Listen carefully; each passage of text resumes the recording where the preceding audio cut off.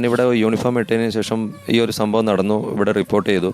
അപ്പോഴാണ് ഇവിടെ ആർമി ആക്റ്റീവായി എന്നുള്ളതൊരു വിവരം ഞാൻ ഓൺ ദ വേയിൽ ഞാൻ അറിഞ്ഞു. അപ്പോൾ തന്നെ ഞാൻ ഈ ജ്യേഷ്ഠൻ്റെ ക്രിയാകർമ്മങ്ങളും കാര്യങ്ങളൊക്കെ കഴിഞ്ഞതിന് ശേഷം ഞാൻ ഡയറക്റ്റായിട്ട് ഇവിടെ റെസ്ക്യൂ പ്രവർത്തനത്തിന് വേണ്ടി ഡയറക്റ്റായിട്ട് ഞാൻ വില്ലിങ്നെസ് അറിയിച്ചു. അതിന് പെർമിഷൻ കിട്ടി. അതിന് പെർമിഷൻ കിട്ടി. ഇവിടെ ലോക്കൽ ആയതുകൊണ്ട് ഇവിടെ ആർമി പേഴ്സണിന് എവിടേക്കാണ് ലാൻഡ്, എവിടേക്കാണ് ഈ റിവർ ബാങ്ക് എവിടേക്കാണ് ബോഡീസ് കിട്ടാനുള്ള ചാൻസസ് കൂടുതൽ, അത് നമുക്ക് കറക്റ്റായിട്ട് അറിയാമായിരുന്നു. അതുകൊണ്ട് ഏറ്റവും കൂടുതൽ ഫോക്കസ് ഈ ഏരിയയിലായിരുന്നു നടന്നത്. അപ്പോൾ ആർമിയിലേക്കും പിന്നെ അതുപോലെ തന്നെ ബാക്കിയുള്ള പോലീസ് ഡിപ്പാർട്ട്മെൻറ്റിലും അതും പിന്നെ സ്റ്റേറ്റിനും എല്ലാത്തിനും ഡയറക്ഷൻ ഞാൻ സൺറൈസ് വാലിയിലേക്ക് ഞാനാണ് അത് കോൺസെൻട്രേറ്റ് ചെയ്തത്. കാരണം എന്ന് പറഞ്ഞാൽ ഒരുപാട് ബോഡീസ് ചാലിയാർ ഭാഗത്തോട്ട് കിട്ടുന്നുണ്ടായിരുന്നു ബോഡി പാർട്സ്. ഈ കിട്ടിയ ബോഡി പാർട്സിൽ ജിനോഷിന് അറിയാവുന്ന ആരെങ്കിലും ഉണ്ടായിരുന്നോ? ബോഡികളോ ബോഡി പാർട്സോ കിട്ടിയവർ?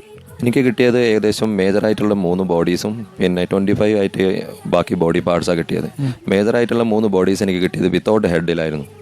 അതുകൊണ്ട് അത് ഡിറ്റക്ട് ചെയ്യാൻ പറ്റിയില്ല. ബാക്കിയുള്ളതെല്ലാം DNA സാമ്പിളിന് അയച്ചിട്ടുണ്ട്. അതിന് മാച്ച് ആയതിനു ശേഷം അത് അറിയാൻ പറ്റും. ജിനോഷിന്റെ കൂടെ ക്ലാസ് മുറിയിലിരുന്ന് പഠിച്ച ആരെങ്കിലും ഇതിൽ പോയിട്ടുണ്ടോ? ക്ലാസ് മുറിയിലുള്ള പഠിച്ച അവരുടെ ഫാമിലീസ് പോയിട്ടുണ്ട് അല്ലേ? വല്ലാത്തൊരു അനുഭവമാണ്. എനിക്കൊന്ന് ഇത് നമ്മുടെ കരാട്ടെ മാഷാണ്. അനുഭവം PTA ഒരു മാഷിനെ ഒന്ന് പരിചയപ്പെടുത്തി. പേര്? എൻ്റെ പേര് നജമുദ്ദീൻ. ഞാൻ ഈ സ്കൂളിലെ 2 വർഷമായിട്ട് PTA പ്രസിഡന്റാണ്. 2 വർഷമായിട്ട്. മോനോ മോളോ പഠിക്കും? മോളാണ്. ഏത് ക്ലാസ്സിലിപ്പോൾ? ഇപ്പോൾ അവള് 10 അവളുണ്ടോ ഇവിടെ? ഇല്ല, അവള് വന്നില്ല. 10ാം ക്ലാസ് കഴിഞ്ഞു. ഇവിടുന്ന് ഇനി ഹയർ സെക്കൻഡറിക്ക് ഇവിടെ വരാനിരിക്കുകയായിരുന്നു. ആണോ? അതെ. ഓക്കെ. മാഷേ, ഈ വെള്ളാർമല സ്കൂളിൻ്റെ മാജിക് അതെങ്ങനെയായിരുന്നു എന്ന് ചുരുക്കി പറഞ്ഞേ. കാര്യം ഈ 2 വർഷവും അതിന് തൊട്ട് മുമ്പുള്ള വർഷവും നിങ്ങൾ നേടിയ റിസൾട്ട് അത്രമേൽ നമ്മളെയൊക്കെ വല്ലാതെ അത്ഭുതപ്പെടുത്തുന്ന റിസൾട്ടാണ്. ഒരു ഗ്രാമത്തിൽ നിന്ന് ഇങ്ങനെ ഒരു റിസൾട്ട് ഉണ്ടായി വരിക അത്ര എളുപ്പമല്ല. ഞങ്ങളെ അധ്യാപകരും അതുപോലുള്ള നാട്ടുകാരും അതുപോലുള്ള രക്ഷിതാക്കളും അതുപോലെ PTA പ്രസിഡന്റ്, അതായത് PTA അംഗങ്ങളും എല്ലാവരും ഒരുമിച്ച് നിന്നിട്ടാണ് ഞങ്ങൾക്ക് ആ വിജയം നേടിയിട്ടുള്ളത്. അത് ഞങ്ങളുടെ മാഷുമാർ 7:30 മണിക്ക് ഞങ്ങളുടെ ക്ലാസ് ഇവിടെ തുടങ്ങും. അത് 6 മണിയാവും, 5:30 ആവലുണ്ട്. അവർ ഇവിടെ തന്നെ നിന്ന് പഠിപ്പിക്കലാണ്. മാഷുമാർ കൂടുതലും നമ്മുടെ ഈ സ്കൂളിൻ്റെ മേലെ അംസാപ്പിൻ്റെ ഒരു ക്വാർട്ടേഴ്സ് ഉണ്ട്, അതിൽ നിന്നിട്ടാണ് ഈ മക്കളെ പഠിപ്പിക്കൽ. അത്രയും ഈ 6 വർഷവും അങ്ങനെ കഠിന അധ്വാനം നടത്തിയിട്ട് തന്നെയാണ് ഞങ്ങൾ വിജയം നേടിയിട്ടുള്ളത്. അതറിയാലോ, എസ്റ്റേറ്റ് മേഖലയിൽ ജോലി ചെയ്യുന്ന ആൾക്കാരാണ്, പാവങ്ങൾ താമസിക്കുന്ന ഒരു നാടാണിത്. അതിൽ നിന്നാണ് ഞങ്ങളുടെ മക്കൾ, ഇപ്പോൾ മാഷ് പറഞ്ഞല്ലോ, ഞങ്ങളെ മാഷാണ് അട്ടമല നിന്ന് തുടങ്ങിയതാണിത് ഇവിടെ.